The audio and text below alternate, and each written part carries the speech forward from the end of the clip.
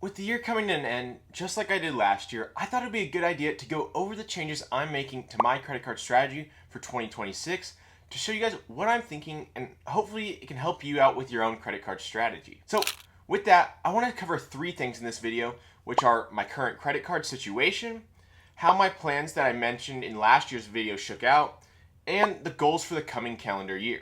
So let's begin with my current credit card situation, because I think this frames the conversation well for the video going forward. As of right now, I have 7 total credit cards, 6 on the personal side and 1 on the business side. Those 7 cards are the Discover at Chrome, the Chase Trifecta including the Chase Freedom Unlimited, Chase Freedom Flex, and Chase Sapphire Preferred, followed by the Amex Gold card. On top of this, I then have the 2 cards I added in 2025, which were the Chase Ink Business Unlimited, which was added in February, and the Citi Double Cash, which was added in September, which I'll touch on why I added those in a second. But first, let's talk about my current point balances. Discover, you don't have points, rather it's just cash back, but my remaining cashback balance is just 23 cents since I don't use this card much, rather than just a handful of times a year to keep the card active. Moving on to Chase, I currently have 58,939 Ultimate Rewards points, which were largely depleted over the course of the last year, where I used a lot of Chase points to travel, which I covered exactly how many I redeemed and what I redeemed them on in a separate video that I will link above. Now, my next point currency is Amex Membership Rewards points, where I currently have 113,280 points. I used some points in the past year for 2 round-trip flights. However, for the most part, I still have a lot of points from my original sign-up bonus, as well as the spending I've done with the card over the course of the last year and a half or so. And finally, my last points currency balance that I have is my Citi Thank You points, where I currently have 24,168 points, mainly earned through the sign-up bonus associated with the Citi Custom Cash that I picked up a few months ago. Now, real quick, another part of my current credit card situation is my Chase 524 status, and if you're planning on getting multiple credit cards, then it's important to be aware of this if you want to get cards with Chase. This rule states that you will automatically be denied for any Chase credit card if you've opened 5 personal credit cards in the past 2 years. So as of the year end, I personally am sitting at 324 with another 2 more slots opening throughout the year, 1 in March and 1 then later in July. So with that, I do have the room to add some more cards this year, which I will touch on a bit later. But now that you know where I currently stand, I think it would be good to revisit the plans I made last year in my video about my 2025 credit card strategy. And one of the first things I mentioned in that video were potential cards I was thinking about getting throughout the year. There were 4 that I mentioned in the video: the Chase Ink Business Unlimited, Amex Blue Business Plus, the Capital One Venture X, and the World of Hyatt credit card. I had various reasons for each one of these cards about why I could have seen myself picking those cards up at that point in time. However, if you notice, based on the cards I currently have, I actually only got one of those cards off of that list, which was the Chase Ink Business Unlimited. This was my first business credit card that I got to help pay with things related to this channel that you're watching. And so far, it has been a great card, and when I originally got it, it came with a 75,000 point welcome offer after spending $6,000 in the first 3 months.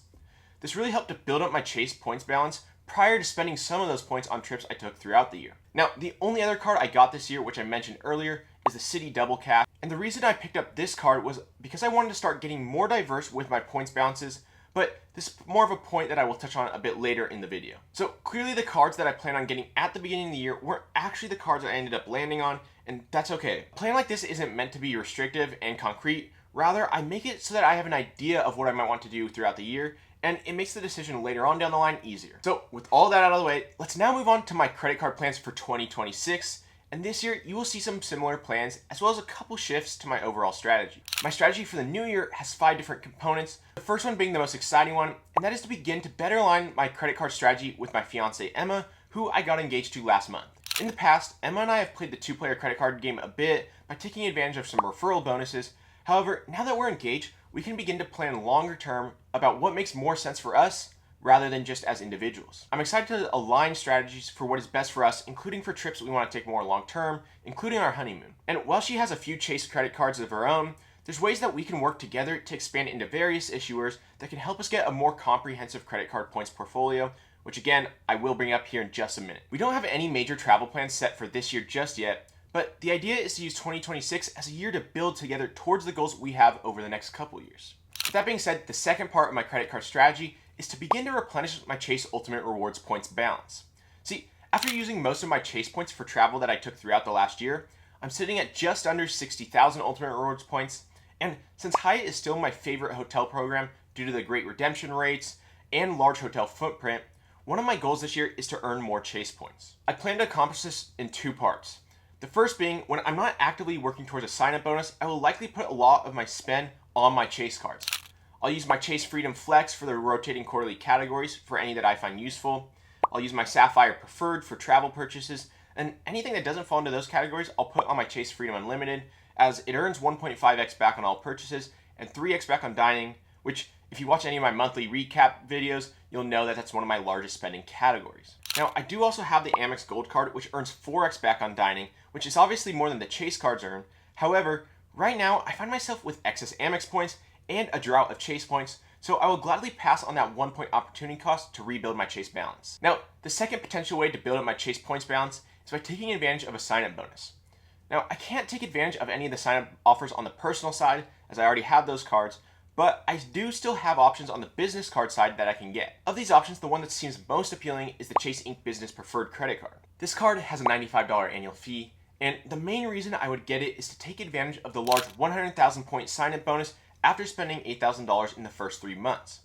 I'm not pulling on the trigger on this quite yet, as I'm not sure I have plans to spend that amount in that period of time, but later on in the year I might. Moving on though, the third part of my strategy, and one of the bigger shifts this year, is to begin to diversify into other credit card issuers like Citi and Capital One, as I think diversifying into more points ecosystems will allow for more travel flexibility further down the line. This is actually why I picked up the Citi Double Cash last year, as I wanted to start earning thank you points, especially after Citi added American Airlines as a transfer partner. On top of this, I recently discovered that Citi transfers to the I Prefer Hotels program at a 1-to-4 transfer rate, which opens up a lot of great hotel redemption options. Capital One is the other program I might want to build into this year, and I didn't pick up any Capital One cards last year, but I think 2026 might be the year I finally add one, with potentially looking to get the Venture X.